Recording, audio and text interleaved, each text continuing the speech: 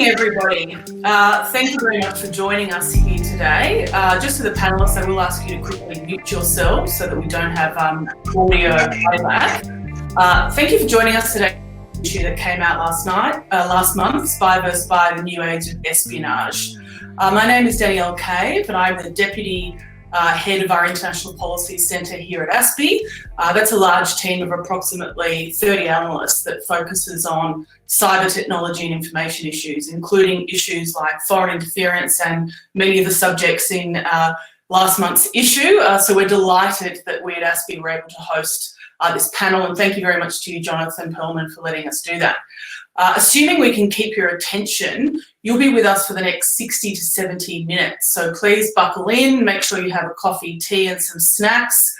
We know that many of you are multitasking, so make sure you have your emails and work projects on one side. Position us somewhere on the side so that you can see us and you don't lose us behind a whole sort of series of tabs and other websites. We're delighted to have all essay authors here with us today, including Senator Penny Wong, Anne-Marie Brady, Kim McGrath, and my colleague Andrew Davis. It's a diverse cast in terms of things like background and gender diversity, and that in itself I think is fantastic, and I think very compelling when you're deciding what content to engage with in this foreign affairs and international security space, which many of us work in.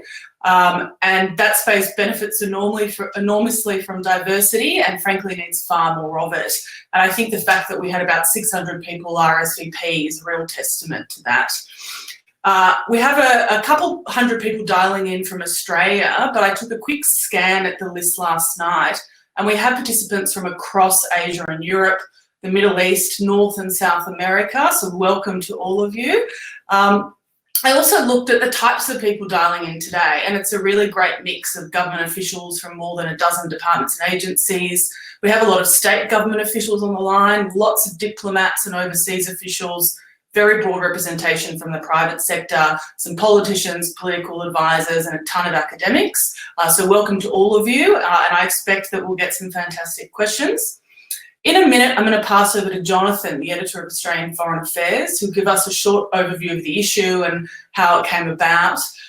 Jonathan and his team, including Julia, Georgia and Anna and others who I dealt with, it was a real pleasure dealing with them, and they're a super impressive team if you ever get to deal with them.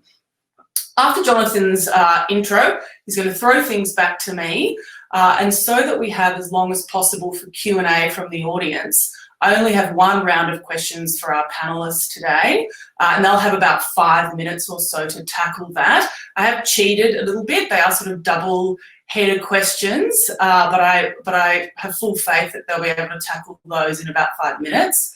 That should leave us for about 30 minutes of Q&A, possibly a little bit more. I can see someone's just jumped in the Q&A already.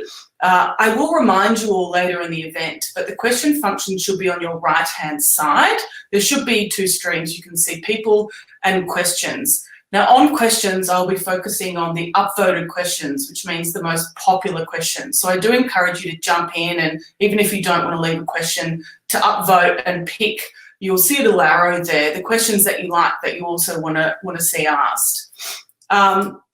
I will encourage you to stick to or at least hover around the topic we're talking about. I'm unlikely to pick questions that have nothing to do with this foreign affairs issue or just about news of the day. I would like us to at least hover around the topic. Jonathan, I'm going to throw over to you to kick us off and set the scene for us. You'll have to unmute yourself. Thank you, Danielle. Well, thanks so much. It's really a pleasure to be here for the launch of this issue, and thanks everyone for joining us, and particularly thanks to all our panellists. We're holding this event just a few days after ASIO started a Twitter account, and this really reflects a growing trend I think we've seen in recent years in which Australian spies and spy agencies have been stepping out of the shadows. And that, in turn, I think, reflects a need to be more publicly accountable. But in this issue, we wanted to look at why that is. What is the changing role of these agencies that makes them need to be more accountable.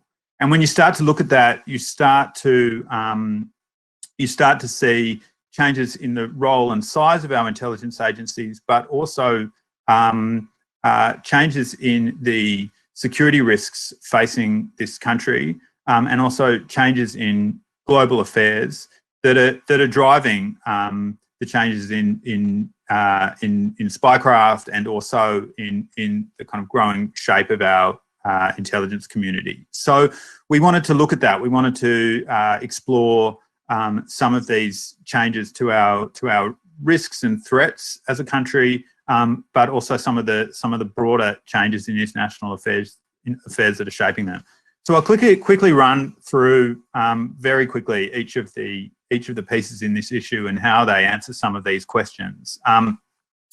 Andrew Davies, in his piece, looks at the history of Australia's recent intelligence community, and he charts the changes from the Cold War to the War on Terror to the current challenges that we're facing from countries like China, and also from changes in technology. And he looks at how that's affecting the work that our intelligence agencies do, and particularly the ways in which it's really making the work of intelligence agents today much, much harder. Danielle, in her essay, Data Driven, looks at how technology is changing spycraft today. And she does it specifically by looking at COVID-19 and at what intelligence agencies should have been doing or were doing during the outbreak of COVID-19. So, were they monitoring hospitals in Wuhan? Were they monitoring social media chats in China? And that in turn raises questions about whether they were able to assess and monitor that data effectively. So there are big challenges that these changes in technology, and particularly the spread of and proliferation of data, is posing. And Danielle looks at how Australian agencies are going to need to adapt, and some of the many changes that they're going to need to consider. Kim McGrath, in her piece, looks at the Witness K and Bernard Collaery case, and the role that ASIS played in spying, or allegedly spying, on Timor during the maritime boundary negotiations. She looks at the history of the case. I think it's fair to say it's not the proudest moment in Australian espionage history, and it's a case that's still ongoing. And Kim looks at how the case unfolded, but also the implications for us spy agencies, and particularly for oversight of the intelligence community. Anne-Marie Brady, who is coming to us from New Zealand, and is really a world-renowned expert on Chinese intelligence agencies, looks at how Chinese spycraft works, at the growing capabilities of Chinese spy agencies, the threat they pose to countries such as Australia, the role of Xi Jinping, and some of the ways in which Australia and other countries need to respond to growing Communist Party interference and its growing spy capabilities.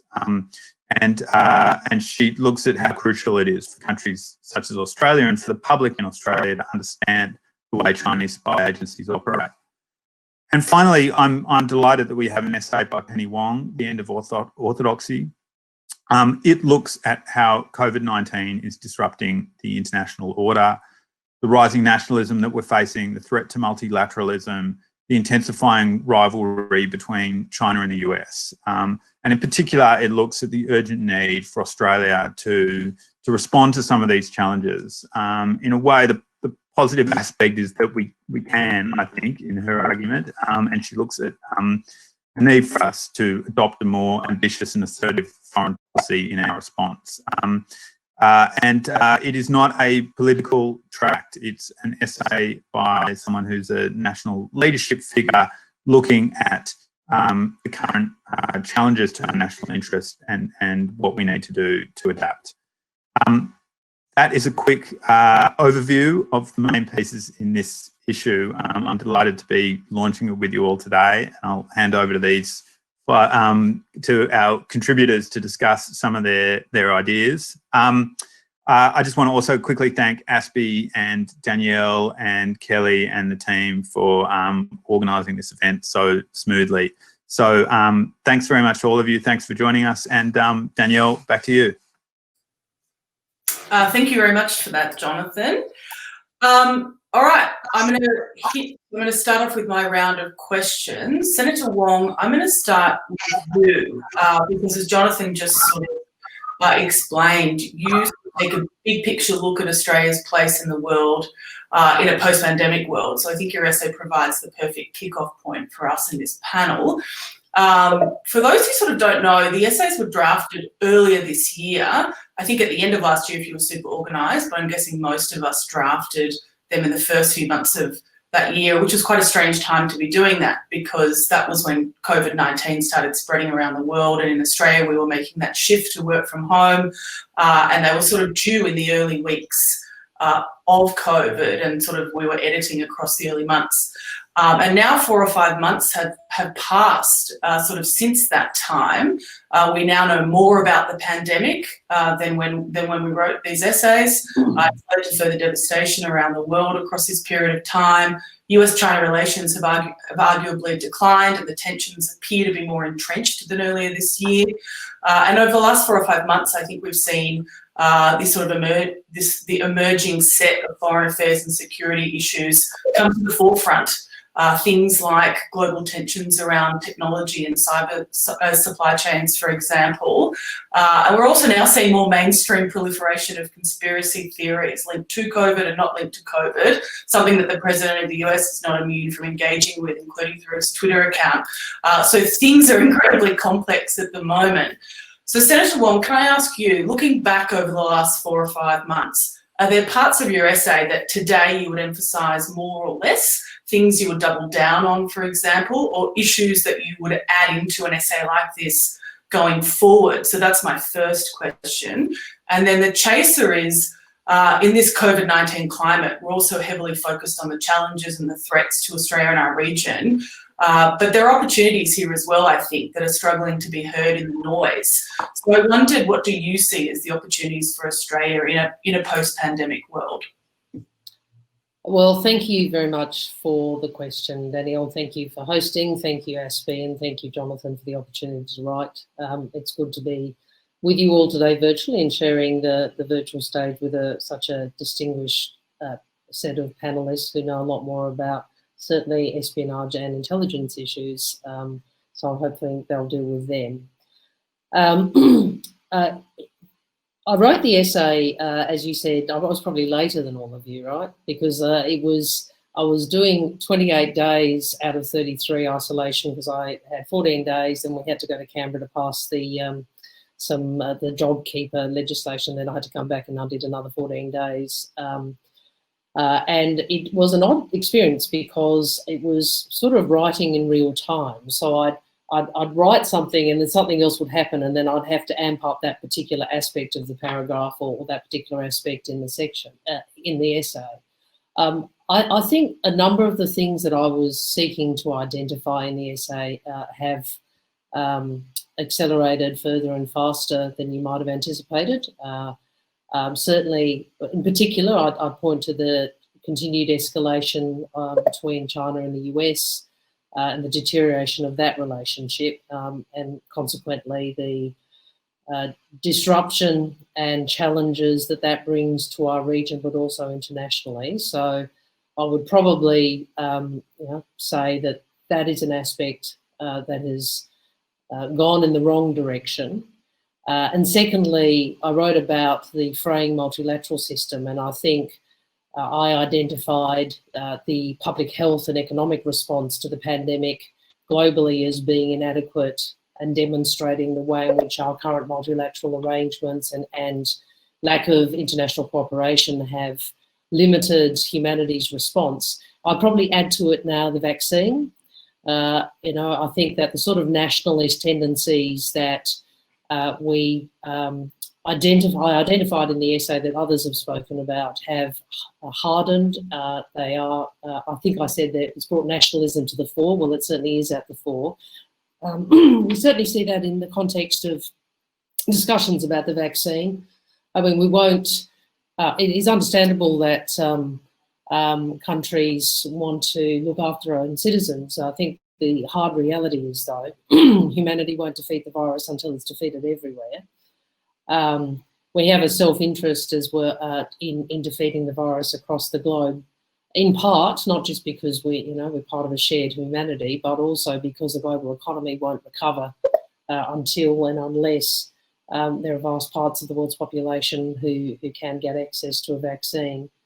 If I may, I was guarded in my political comments, Jonathan, in the essay, but if I may say, I think that the vaccine politics demonstrates yet again the political indulgence and of the grandstanding that Mr. Morrison's engaged in when he talks about negative globalism. I think it's a reminder that really doesn't reflect Australia's ongoing interests. Can I just flick back to where I started about the accelerating and escalating competition between the US and China? One of the things I spoke about in the essay is a settling point and the importance of advocating for a settling point, coexistence between those two great powers. Given what's occurred and given recent events in the South China Sea and in the region more broadly, I would probably talk in a little more detail, if I had my time again, about what would be needed for that.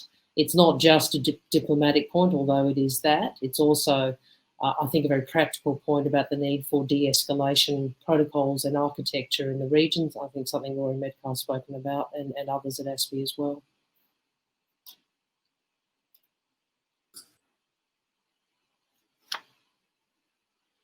Oh, I've lost Danielle. I can keep talking if people would like me to.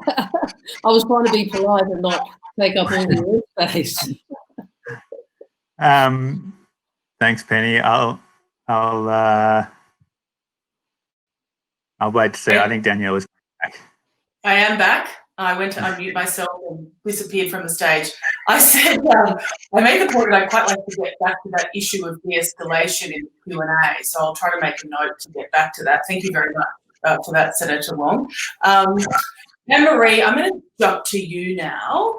Can you tell us, what do you think is the most important thing that the public needs to understand about how Chinese intelligence work is undertaken today? So the sort of key takeaway you want people to take away from your essay. The second point is China's intelligence architecture different from the traditional understandings we have of how we think espionage works, which I think we see it in a very siloed way. And that came across, I thought, how different China sees intelligence in your essay. So I'll hand over to you to tackle those. Kia ora koutou katoa, everybody. Thank you very much for this opportunity to share my research with you.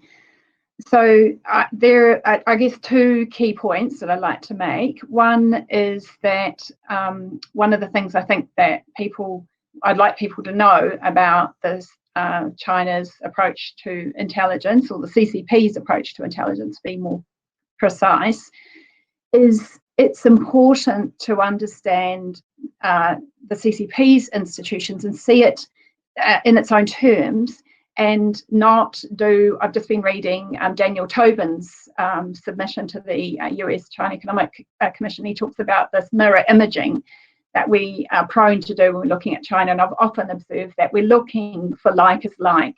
We have to see the CCP and understand the CCP on its own terms. We have to understand the institutions of the CCP, which are different from our own.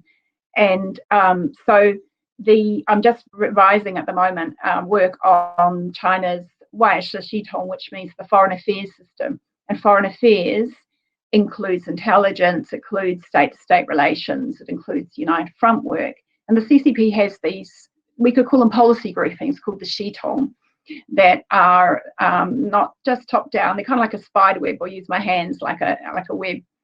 So we need to understand these institutions. We should have the same kind of basic knowledge across politicians and journalists and academics about what are the agencies of the CCP intelligence agencies, as well as the other structures within the CCP system, as we do have that broad general knowledge and awareness about, say, the CIA or the FBI or the KGB and FSB. We need to popularise that knowledge. And so the other point I would make is a real difference that the CCP has is what I call the party, state, military market nexus. So there are both party, state and military intelligence organisations, and the party is also able to draw and in fact insist on the participation of Chinese corporations and individuals in intelligence work. So that's quite a difference from other agencies around the world, and the scale of what China is able to do through those party, state and military intelligence agencies is something that Western countries could only conceive or imagine of. And another important thing to notice, I think, is what's changed under Xi Jinping. So another distinctive difference of the CCP intelligence agencies is that they are loyal to the CCP, not to the state. That's the difference with our own intelligence agencies. They're loyal to one party. And then within the party, there's factionalism and leaders or groupings, people associate with different leaders. What's really remarkable about Xi Jinping in the 5 years leading up to the 2017 19th Party Congress is that he has steadily seeded a lot of his own people within the top levels of the intelligence organisations, but not all of them. And he now, through that and through ceding control steadily within the propaganda, Shitong or super policy briefing and the PLA, he has more power than any other leader we have seen, potentially even the Mao, because Mao was he was one of a cohort of revolutionaries, and he had to at least give some deference to them and that history. So that's another point of departure I'd make. So thank you. Thank you, Anne-Marie. Kim, I'm going to throw to you now. So you wrote about Witness K, and Witness K really has become this very sticky issue that the government, I think, has struggled to sort of shake off over the last decade. Can I ask you, why is there still a tension on this issue today in 2020? And secondly, why do you think ethics is necessary in espionage? And I've actually got a third question for you. I've wrapped it up in that second one. And do you think intelligence communities, including here in Australia, have infused enough ethics into their tradecraft? Oh, thanks, Danielle. Just to recap for those who haven't read my essay, Witness K is a former Australian spy who, along with his lawyer, Bernard Collaery, is charged with breaches of the Australian Intelligence Services Act.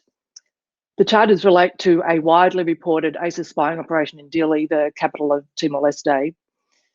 The reason this spying operation that occurred some 16 years ago is in the news today is because in June 2018, Attorney General Christian Porter consented to charging Witness K and Bernard Collaery for revealing details of the spying operation that he would neither, quote, confirm or deny happened in Dili in 2004.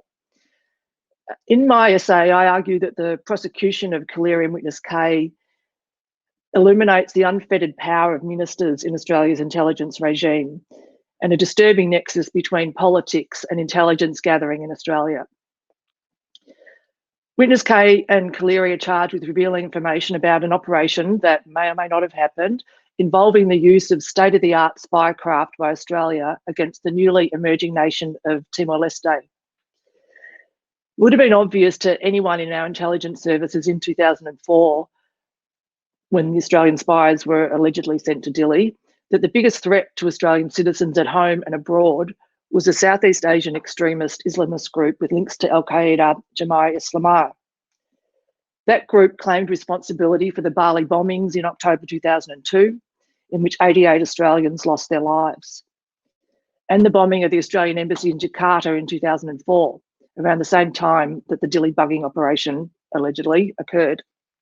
It would have been obvious to anyone in our intelligence services in Dili in 2004 that the Timorese were desperately poor, physically and emotionally scarred from the decades of Indonesian occupation, an occupation aided and abetted by Australia, and by the violence instigated by Indonesian troops and militia in the lead up to and after the vote for independence in 1999.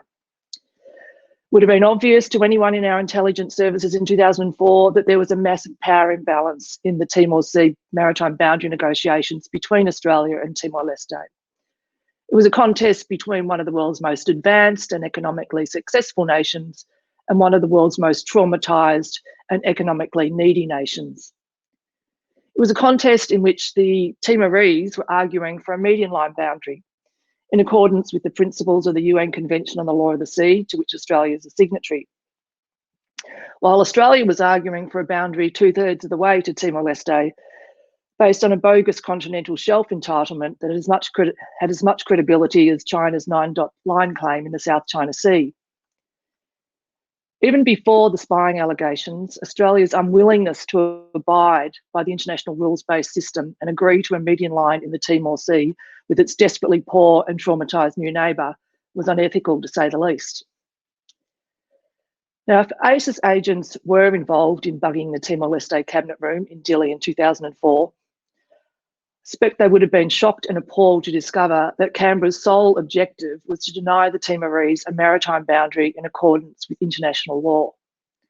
Surely we want and expect our intelligence agents to have a moral compass, in which case, to answer the first part of Danielle's question with a question, why is the Australian government prosecuting those who allegedly revealed Australian intelligence resources were diverted to economically exploit a shattered, poor, friendly neighbour, while the war on terror was threatening Australian lives at home and abroad? Peter Edwards, a historian and biographer of Justice Robert Hope, who's the architect of Australia's intelligence system, has called for the next intelligence review due in 2022 to be upgraded to a Royal Commission in order to enable a complete reassessment of the structures, legislation and operations of the whole intelligence community. A Royal Commission cannot come soon enough. The first term of reference should be to inquire into the circumstances that led to the Dili bugging and any concurrent intelligence operations that were designed to exploit a vulnerable neighbour while the war on terror was threatening Australian lives at home and abroad. And to touch on the last part of Danielle's question, the social licence, the enormous power that our intelligence agencies have, has to have an ethical core, or it's, leaves me despairing. Thank you very much, Kim, for that. I no doubt we'll get back to this topic in the Q&A. Andrew, lucky last. You took, as Jonathan said, a sort of long-term historical view of the Australian intelligence community, how it has evolved, what has shaped it, how it continues to adjust to today's world. And actually, both of our essays overlapped a little bit, which I thought, but in quite a neat way, particularly on that nexus of geopolitics and technology. Can I ask you, what do you see as the challenges that today's intelligence analysts and intelligence collectors face that their predecessors did not have to deal with? And secondly, intelligence communities, like all government departments and agencies, with very few exceptions, are large and siloed and bureaucratic. And they're structured that way, which, you know, a downside of that is it makes it, I think, difficult to respond quickly to emerging or unexpected events. Do you see opportunity in this sort of tech-heavy era for intelligence communities around the world to think differently and act differently and sort of take new approaches? Well, thanks for a nice, compact question, Danielle. I could talk all day about various aspects of that. Look, to some extent, there's nothing new under the sun. Espionage is not called the second oldest profession for no reason. It's been around a long time. The methods have changed, but the underlying rationale remains the same. You're basically trying to uncover information that somebody else would prefer to keep secret. So wherever there's international competition, wherever there's people whose interests don't align with your own, there'll be a role for espionage. So to some extent, what we're seeing is a new way of doing very old things. And the most dramatic change in the last quarter century has been the rise of the internet and the connectivity that brings with it.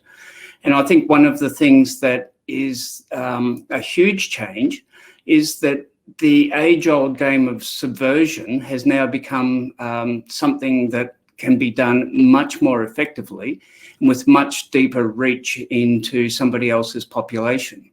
So I think one of the things that the intelligence community is probably undercooked on is the sort of foreign influence, the sort of things that we saw Russia doing during the US presidential election and elsewhere in Europe in various elections and the Brexit poll, for example. And one of the problems the intelligence community has is that there's not a great incentive on the behalf of the political entities that benefit from that influence to do much about it. And I think the United States is a great example of that. And you know, the Trump administration has not exactly been on the front foot in terms of limiting the ability of future influence operations to happen in the US. So I think that's a huge challenge. And one of the concomitant aspects of that is that the levels of trust between the intelligence community and governments has, generally speaking, declined. Governments these days, for whatever reason, are much more convinced that they understand the world better than experts do, and you only need to look at the climate change policies of most of the countries of the world to see that.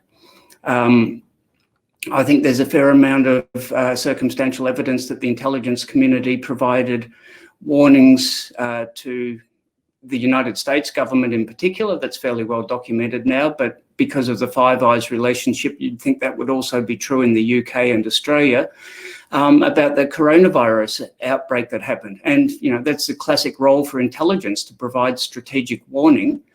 And yet 2-3 months later, governments were still scrambling to make things up as they went. Coronavirus, which suggests that the warnings of the intelligence agencies were not well taken on board. So if I had to sum it up, I'd say that the biggest challenge is establishing credibility and trust with governments to provide that expert advice in a world where it's now, I think, easier for adversaries to reach deep inside your society and foment distrust. Thank you, Andrew. I'm going to stay with you, actually, Andrew, and a couple other people might want to come into this, into the next couple of questions. I'm now going to focus very heavily on the upvote section of the questions. The most upvoted question is one by my colleague, Tom Uren. And we'll start with you, Andrew, and Anne-Marie Kim and Senator Wong. If any of you want to come in, just please flag me down. So Tom's question to some on the panel, at least, who covered this topic in their essay is, our current intelligence services and their structure mostly grew out of the Second World War. Do changes in either technology or geopolitical competition mean that we need to rethink our intelligence architecture, the organisation roles and functions? Can I start with you, Andrew, for a response on that one? Sure. Look, and like anything that's been done over a long period of time, there's lots of historical accidents in terms of the architecture of the intelligence world. For instance, cyber intelligence, cyber security has found itself, in most Western countries at least, under the remit of signals intelligence agencies, because it's very much the espionage side of things that has been the leader in that. Now, if you started with a blank sheet of paper, you wouldn't necessarily organise things that way, because as I talked about a minute ago, the subversion side of things, the information operation side of things, looks more like a state-on-state hostile action, for example. So you wonder how that fits in with the military power of various countries.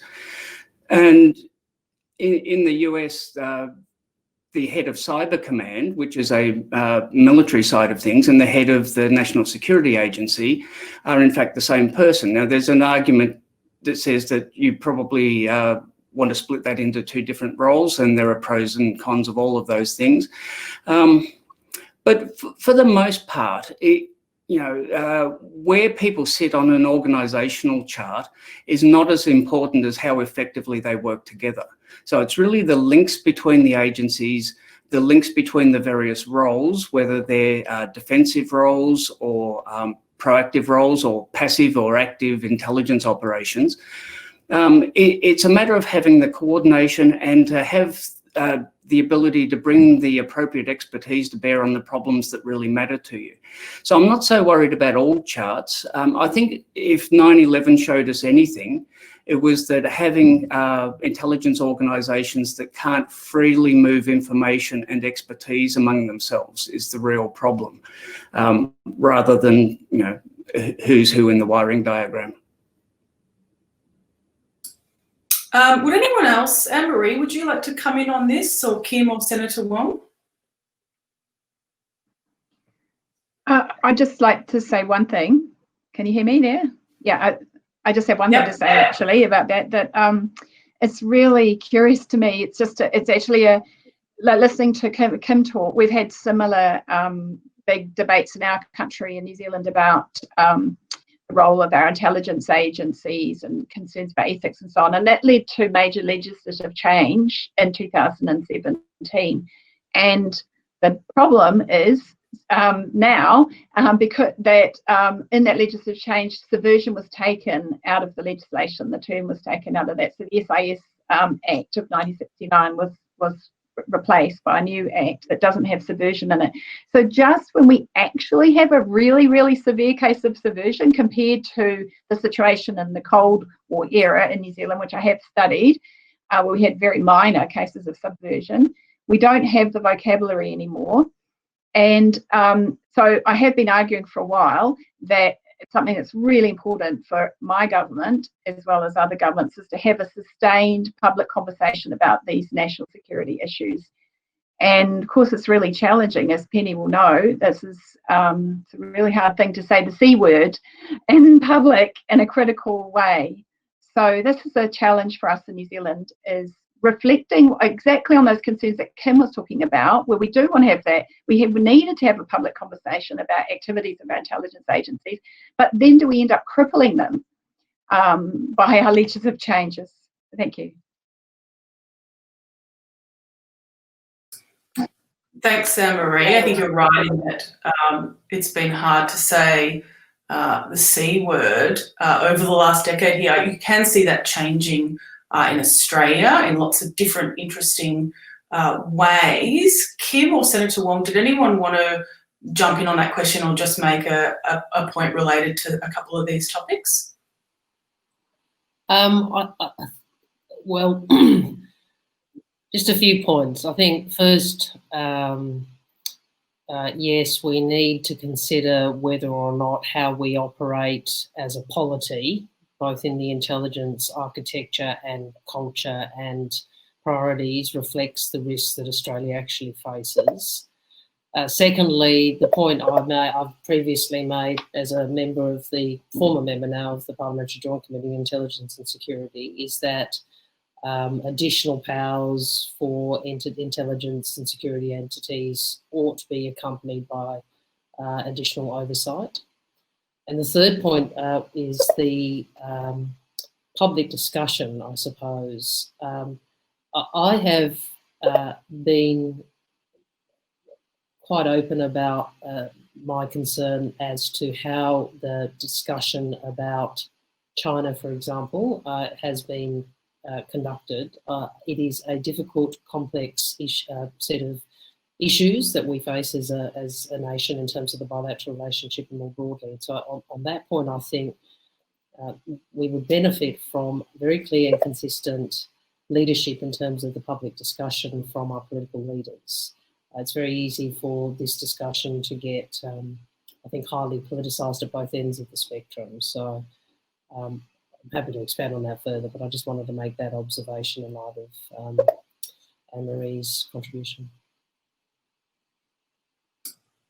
Thank you. Kim, do flag me down if you want to jump in, but if people don't unmute themselves, I'll assume I'll keep going.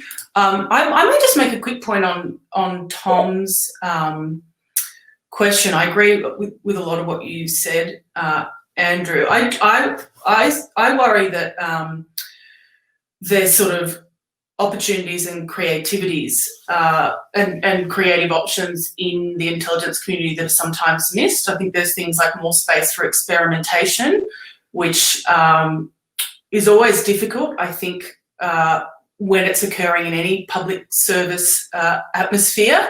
I think a lot about how there could be a greater infusion of collection and collaboration between different agencies, including, I think, collaboration between those in think tanks and academia and in the more public space and analysts and others in government, not just talking about the intelligence community here. One thing I do worry about, that I think a lot about, is recruitment. And this is not just about the intelligence community, but actually I think a lot about this in terms of DFAT and Home Affairs and the whole sort of foreign affairs and security space that we work in. I often worry that the profile of the people that are coming into government today is too similar and sometimes almost exactly the same as the profile of the people that came in 10 and 15, 20 years ago. Of course, there are differences in terms of bringing in more people with STEM skills and that sort of thing. But if you know, when I meet new people coming into different departments and agencies, I'm shocked by how little those people are different from the people I met 15, 20 years ago. And that does worry me a little bit, that government departments and agencies rely so much on people applying for ads and coming to them, when I think there's a lot of scope to go out and attract people in and go poach talent from all different kinds of places. And I think there's probably not enough of that in the intelligence, national security and foreign affairs, certainly, space. There are a couple of questions here. There's one, Andrew, just for you that I'll read out to let you think on, which is a question on the role of HUMIT and what it can play in Southeast Asia. It's quite specific in a growing digitally connected region. So why don't we just make that HUMIT more broadly? So there's one there. There's also a couple questions coming in about AI and technology, again, seem HUMIT specific, but I'm going to again just broaden that out. And I think that's interesting because I want that to expand to the foreign affairs space as well, because I'd really like to hear Senator Wong's views on that. I did a little interesting experiment for a different speech last week where I dumped this year's Osmin communique into a word cloud and then dumped the Osmin communique from a decade ago into a word cloud as well. And what really struck me was some language stays exactly the same, but some is completely different. So if you look at this year's Osmin communique, the number of times technology was mentioned went from once in 2010 to 9 times this year. The word critical, both in terms of critical technologies, critical infrastructure and critical minerals, 10 times this year, 0 in 2010. Minerals came up 6 times, 0 in 2010. Information, disinformation, interference combined 7 times, cyber more, 5G 4 times. And then terms like resilience got a lot of mentions here. And to me, that sort of shows these emerging and newer topics in the foreign affairs and security space that are coming up. So, Andrew, could we start with you on, I guess, how digital issues, AI and technology is changing intelligence, but specifically if you have any thoughts on the HUMIT front, that would be great. And then I'd love to sort of open it up more broadly about how technology and some of these emerging topics are not just changing spycraft, but foreign affairs as well.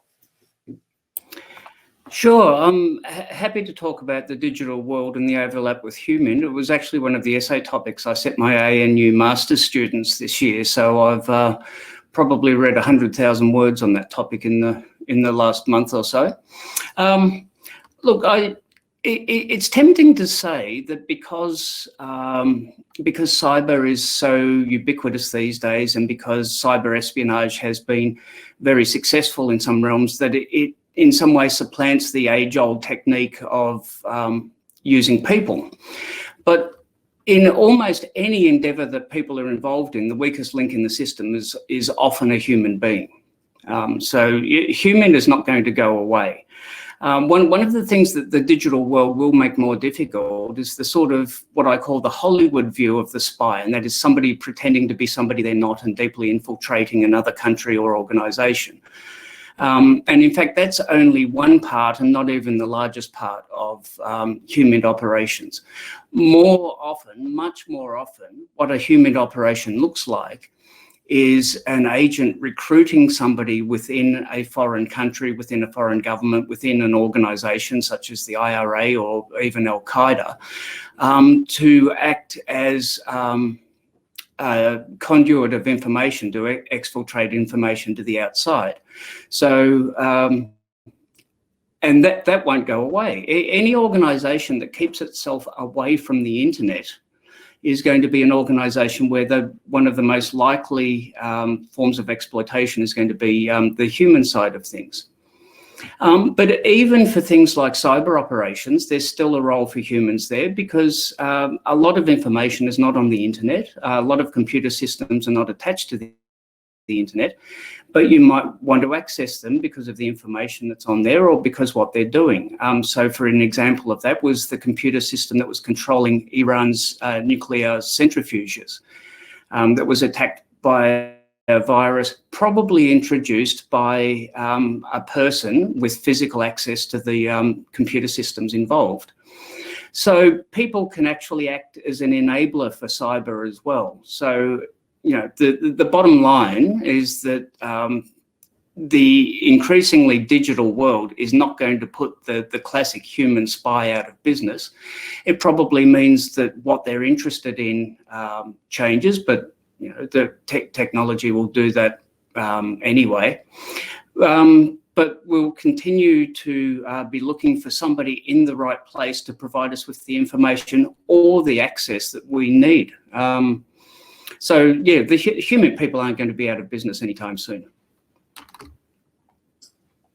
Anne-Marie, can I jump to you to ask about how important sort of technology and AI might be to the CCP sort of intelligence architecture? Kim, I'm then keen to move to you if you have any comments on espionage and technology and ethics, because this is only going to become a bigger and bigger topic going forward.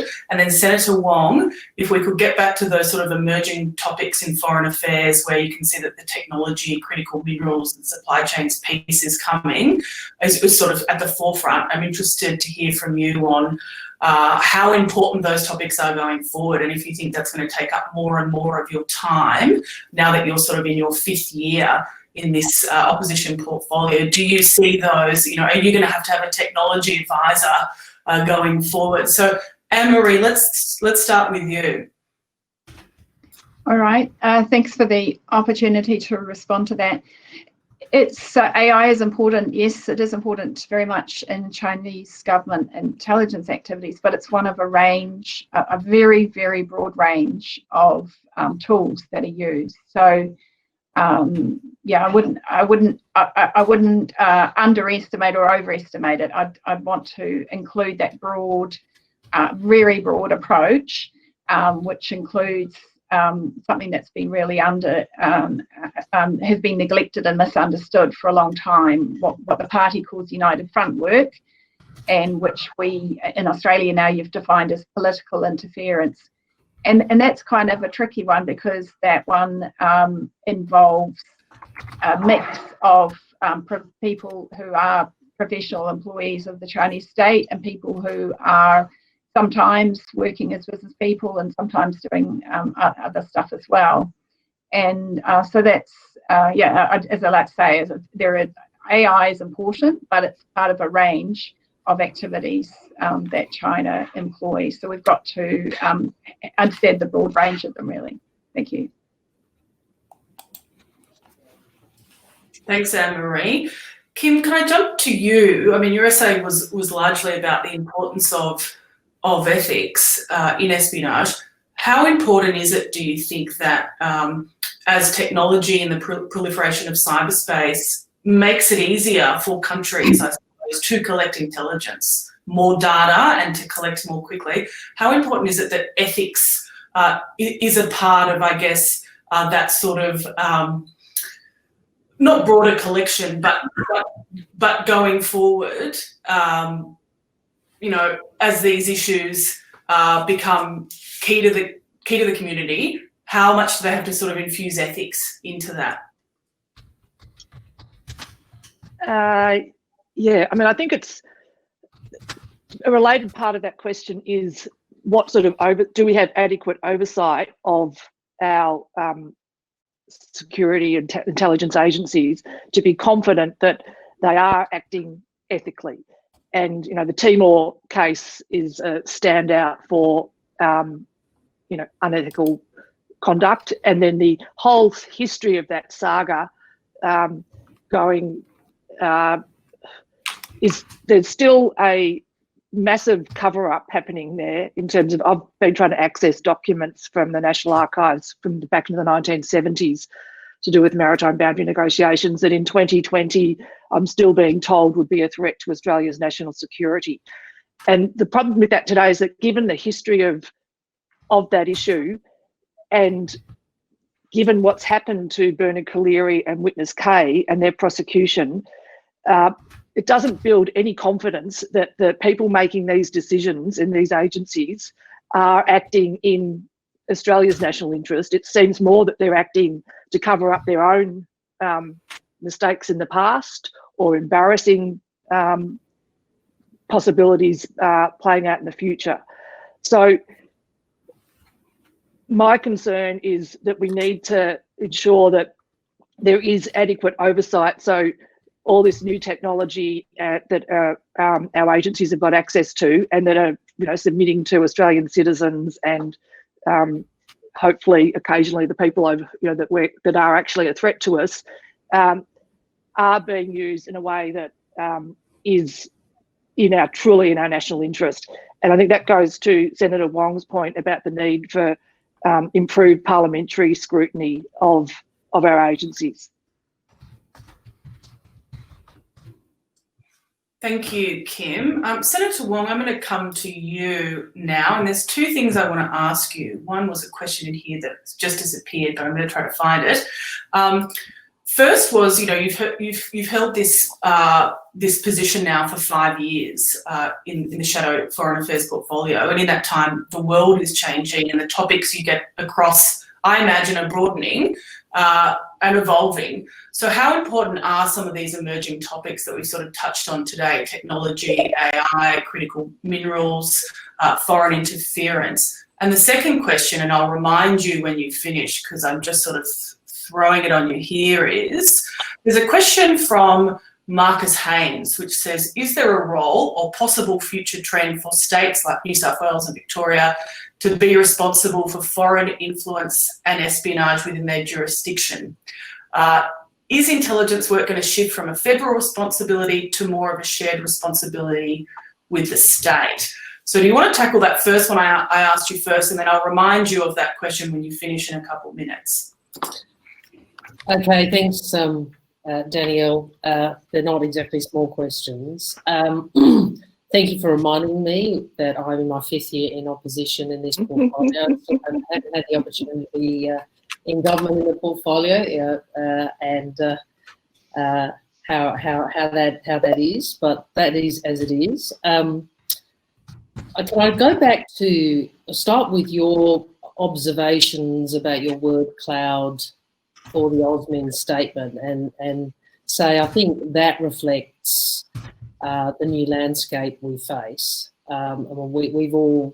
We're all familiar with the discussion about the disruption pre-COVID and the acceleration or the augmentation of that disruption post-COVID, and some of the trends and dynamics around that the panel has been discussing are part of that. I'd make a few points about that. The first is government always has to adjust to these new domains as they become more present. We've seen that previously. Obviously, the world after 9/11, governments had to adjust to that. This is probably more widespread and more complex. Prior to the last election, and so that will give rise to, I think, a set of challenges for governments and institutions. Some of those challenges I think we're handling well, some of them we're not handling well. Prior to the last election, I had been particularly focused on, I suppose, what you might call geoeconomics and the need for DFAT particularly to develop more expertise around that. I guess my view now is that what you want in the Foreign Affairs department is a much greater expertise across a number of the domains you're describing. Otherwise, that institution simply won't be effective either in government or in terms of advocating Australia's national interests. So I think there's a capability point there. You raise the issue of supply chains, and can I just, in the context of critical minerals, but can I just make a point about supply chains more generally, because I think this is an important point. One of the consequences of the pandemic has been that nations have looked to it has laid bare the vulnerabilities of some global supply chains, and there's been a lot of discussion about that, whether it's in the context of PPE or now we have obviously the pre-existing discussion which has strategic implications around critical minerals. I think it's very important that when we have the discussion about what capability we want in Australia, where we need to alter the existing supply chains, that we are clear about our objectives. It's very easy for that discussion, I think, to morph into a discussion which is about disengagement from the world more generally. And so treading the path which recognises the economic and strategic benefit of economic engagement with the world, but also identifies carefully which are the areas where we want, I suppose, government intervention into how we construct and contain those supply chains is an important judgment to make, and one that needs to have brought to it not just security and intelligence considerations, but I think broader economic and diplomatic considerations. On DFAT capability, I suppose the simple proposition is you want all the levers of Australian foreign policy available to you, and that requires some of the expertise you're describing. On the states issue, no, I don't want the states responsible for some of these issues, but I do want them to be much better led by the Commonwealth than they are. And so instead of having federal ministers be critical of actions of state government via the media for political ends, we should have a much more internally coherent, non-partisan approach to making sure the states and territories understand some of both the strategic implications of decisions they make, some of the context, how best to deal with potential foreign interference and so forth.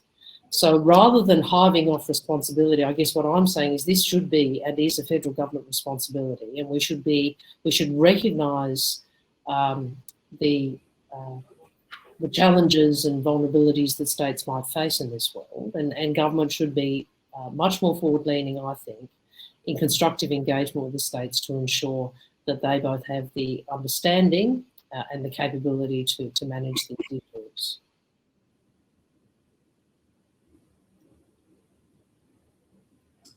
Thank you, Senator Wong. Did anyone else want to come in on that point about whether the state should be involved more in foreign interference and espionage? I think it's an interesting one, but I agree with Senator Wong. I certainly wouldn't want to see them leading, but there's going to have to be a lot more collaboration going forward. Andrew, Anne-Marie, Kim, do any of you want to jump in? Jonathan, if you want to jump in as well. Yeah, I would like to say something. I do think it's really important that central governments, regardless of whether, like Australia, you've got a federal system, or New Zealand, that you have a more centralised system, but cities and iwi devolution of powers, that government needs to make sure that all levels of government are up to speed on the national security risk, because the CCP is specifically targeting the local level governments, whether they're the state like Victoria, state of Victoria in Australia is the Belt Road Initiative sign up, or individual cities and also Indigenous groups. So that's why we need this sustained public conversation, sensible conversation. And I really, I hear what I think Penny was saying about being cautious, being sensible about this conversation, because we've obviously deeply want to protect our vulnerable diaspora communities who are already the target of racism in our societies. But in the conversation we can do this by clearly separating the CCP, China, Chinese people in our diaspora communities. But we do have to have this public conversation, and we need to share the kind of knowledge that the central governments have at the local level so that they can make good choices going forward. Yeah, I might just chip in with a comment too there, Danielle. I tend to see sort of influence operations, those sorts of things, through a similar lens to cybersecurity. And with cybersecurity, the state governments are targets, various government organisations are targets, individuals are targets, businesses are targets. But that doesn't mean that we devolve the responsibility for setting policy down to those levels, down to the states or down to businesses. The Commonwealth plays a very important role in sort of formulating a national response to what, when it's all said and done, is a threat to Australia's national interests and national cohesion. And I think that applies to foreign interference and foreign influence operations as well. I think the Commonwealth needs to provide the leadership there, and it needs to listen to the problems that the states and other entities are having. And it's not just the states, it's also businesses, it's also the various diasporas we have in this country. But yeah, for my vote is with the others, that it remains first and foremost a Commonwealth responsibility, because one of the things that is absolutely enshrined in the Constitution is that the Commonwealth is responsible for the defence of Australia, and I think that applies in the information sense just as much as it does in the military hardware sense. Kim, did you want to jump in on any of that as well, or if you wanted to make another point, please feel free. We've only got a few minutes left.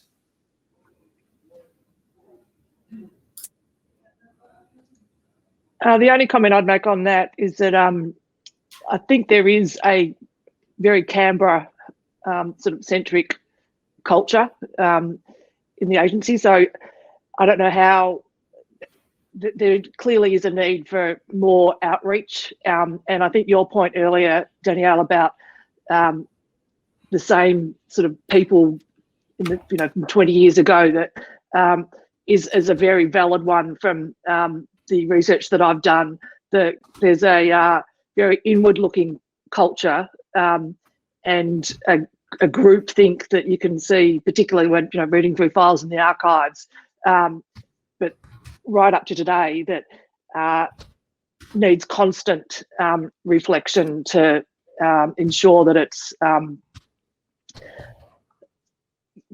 broken down, and a way for improving or increasing engagement with the states and with even local levels of government may be one way of doing that. Danielle, can I jump in? Sorry to do that. Yeah, please do. I'll be brief.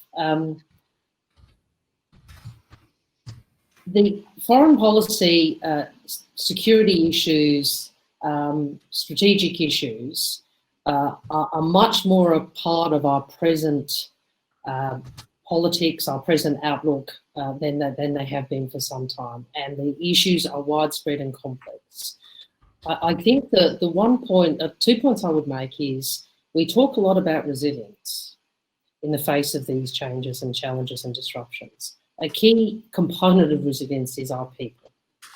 And if we recognise that, then we actually have to make an effort to ensure that we have more of our people across different institutions understanding the nature of the challenge and how we best respond, and have a sensible debate. Now, whether that is the Parliament, where I think understanding of these issues is inconsistent, and often, unfortunately, partisan. Whether it's in the agencies, which, you know, those on the panel would perhaps have more ability to speak of than I, or the broader community. And so part of that means that leaders, whether it's politicians or people like yourselves, we have to have the engagement, not just with each other, but also more broadly.